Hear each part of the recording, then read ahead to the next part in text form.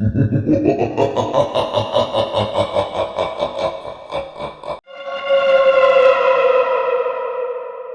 की कहानी एक पुराने गर्ल हॉस्टल की है।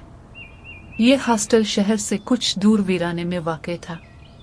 कमरे पुराने, दीवारों पर नमी और खिड़कियों से गुजरती सर्द हुआ।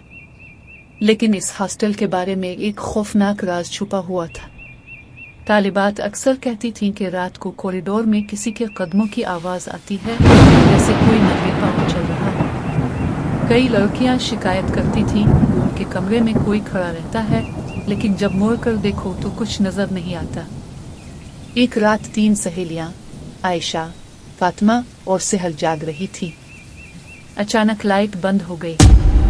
कमरे में अंधेरा छा गया। जब मोबाइल की रोशनी जलाई गई तो दीवार पर एक अजीब साया था, जो इंसानी नहीं लग रहा था। लेकिन जैसे ही वो करीब गई, वो साया गायब हो गया। इस वाक़े के बाद सेहर को नींद ना आई। वो किचन की तरफ गई, लेकिन रास्ते में कमरा नंबर 13 का दरवाजा आधा खुला हुआ था। अंदर से किसी लड़की के रोने की आवाज आ रही थी। सेहर ने हिम्मत की और झांका तो उसके कदम जमीन में जैसे जिम गए। अंदर एक लड़की उल्टी लटकी हुई थी। इसके बाल जमीन पर घिसट रहे थे और आंखें सुर्ख आग की तरह जल रही थी। सेहर चीख मारकर भागी।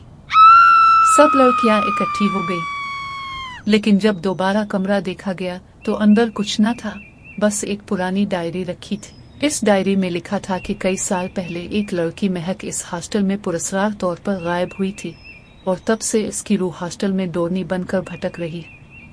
अगली ही रात आयशा गायब हो गई। इसके बिस्तर पर सिर्फ इसका स्कार्फ और बैग पड़ा था, और दीवार पर खून से लिखा था, अगली बारी तुम्हारी है। कहानी सुनाने वाला अगर यहीं रुक जाए तो बेहतर है, क्योंकि डोरनी अब भी इस हॉस्टल में मौजूद है, और शायद अगली शिकार तुम हो।